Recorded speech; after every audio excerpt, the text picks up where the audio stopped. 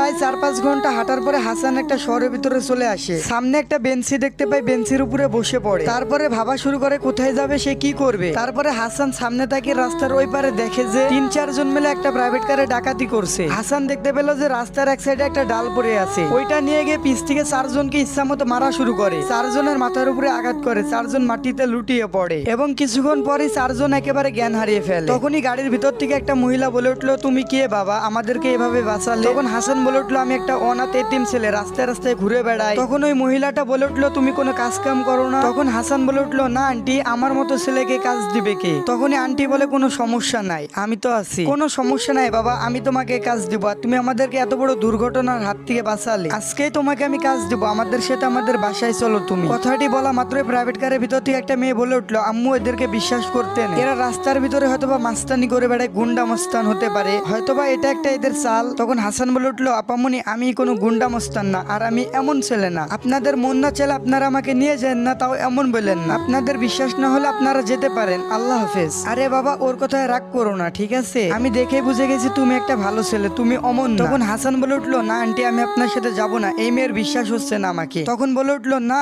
দূর পাগল, ওইটা আমার মেয়ে, ও একটু রাগী, ওর কথায় কিছু মনে করো না, ওর নাম অরু, তবে ও একটা খুবই ভালো মেয়ে। তুমি এত কথা বলো কেন বাবা, তুমি আমাদের গাড়িতে উঠে বসো, আর একটা কথা শুনতে চাই না আমি। তখন হাসান বলে উঠলো, আচ্ছা ঠিক আছে আন্টি, উঠতেছি। তারপরে হাসানকে নিয়ে তাদের বাসায় তারা পৌঁছে যায়। তারপরে হাসান তার আন্টিকে বললো, এটাই কি আপনাদের বাসা? আন্টিতে বললো, এটাই আমাদের বাসা। আন্টি, এটা তো কোনো বাসা নাই, এটা একটা রাজপ্রাসাদ, পুরা তাজমহল।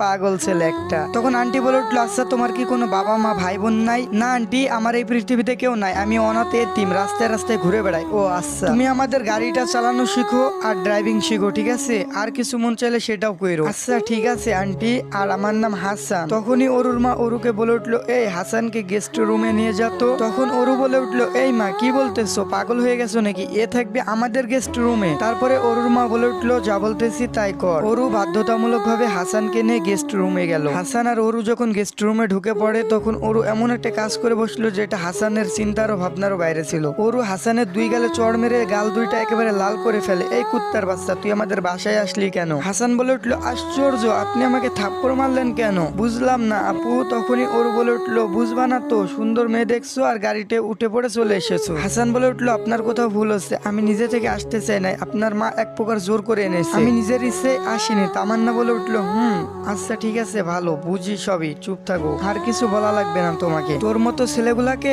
আমার খুব ভালো করে চেনা আছে। অরু রাগান্বিত হয়ে রুম থেকে বেরিয়ে যায়। তখন হাসান মনে মনে ভেবে বলে, যাই হোক না কেন, সহ্য করতে হবে, এখান থেকে আমাকে কিছু একটা করতে হবে। বাসার যে যাই বলক না কেন, আমাকে একটু মেনে নিতে হবে, কারণ আমার যে কেউ নাই। হাসান কোনোভাবে দিয়ে রাত্রিকে পার করলো। পরের দিনে অরু আর অরুর বাবা যখন খেতে বসলো, ঠিক তখনই হাসান ওইখানে উপস্থিত হয়। অরুর মা তখন বলে উঠলো, আরে বাবা তুমি উঠে পড়েছো? আমি তো ভাবি তুমি এখনো ওঠো নাই, তাই তোমাকে এখনো ডাকতেও যায়নি। অরু তখন উঠে বলল, আশ্চর্য মা, ওর গায়ের অবস্থা দেখছো, আর ও আমাদের সাথে খাইতে বসবে মানে ও আমাদের বাসার চাকর। অরুর মা বলে উঠলো, কে বলছে ও আমাদের বাসার চাকর? ও আমাদের বাসার একজন এখন থেকে সদস্য। অরু বলে উঠলো, এত তাড়াতাড়ি কাউকে বিশ্বাস করা উচিত না মা, হয়তোবা আমাদের বাসা সবকিছু লুটপাট করার ধান্দা করছে এই ছেলে। হাসান বলে উঠলো, আপু আমি এমন ছেলে না, কেন বুঝতেছেন না, এমন করতেছেন কেন? অরু বলে উঠলো, হ্যাঁ জানি তুমি কেমন ছেলে, দেখলে বোঝা যায় তুমি আসলে একটা কেমন ছেলে। হাসান বলে উঠলো, আন্টি আমাকে নিয়ে যদি আপনাদের সমস্যা হয় বা হয়ে থাকে, তাহলে আমাকে বলে দিন, আমি চলে যাচ্ছি, কারণ এইখানে থেকে আমি অপমানিত হতে চাই না আন্টি।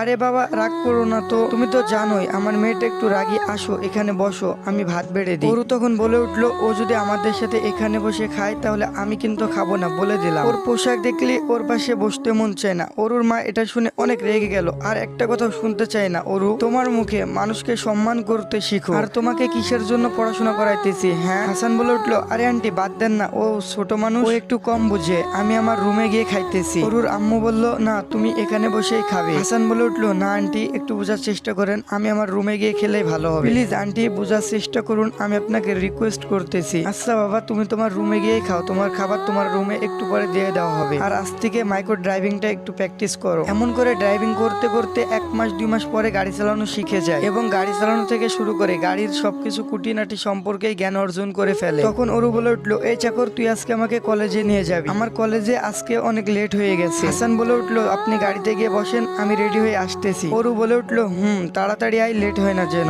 গাড়িতে গিয়ে বসেন, আমি আসতেছি আপা। তখন ওরু ঠাস ঠাস করে 2টা চড় মেরে দিল হাসানের গালে। চাকরে বাচ্চা, তোরে কতবার বলছি আমারে আপা বলবি না, আমারে ম্যাডাম বলবি। তখন হাসান বলে উঠলো, আচ্ছা সরি ম্যাডাম, আমার ভুল হয়েছে, মাফ করে দেন। এরপর ওরু গিয়ে গাড়িতে বসে, হাসান রেডি হয়ে গাড়ির ড্রাইভিং করতে শুরু করে। ড্রাইভিং করে কিছুক্ষণ পর কলেজের ভিতরে চলে আসে। তো এরপরে কি হয় অবশ্যই আপনাদেরকে জানতে হলে বেশি বেশি করে কমেন্ট করতে হবে। এরপরে কিন্তু ভালো একটা মুহূর্ত আছে, আর গল্পটি আপনাদের কাছে কেমন লাগছে অবশ্যই কমেন্টে জানাবেন। আর আপনারা এই গল্পটি সম্পূর্ণ দেখতে চাইছেন, পার্ট 3 কারা কারা দেখতে চান অবশ্যই কমেন্টে জানাবেন। লাস্ট মুহূর্তে এসে আমার ভয়েসটা একটু চেঞ্জ হয়ে গেছে, আমি জানি অনেকটা খারাপ হয়ে গেছে, মানিয়ে নেন, শরীরটা অনেক খারাপ তাই।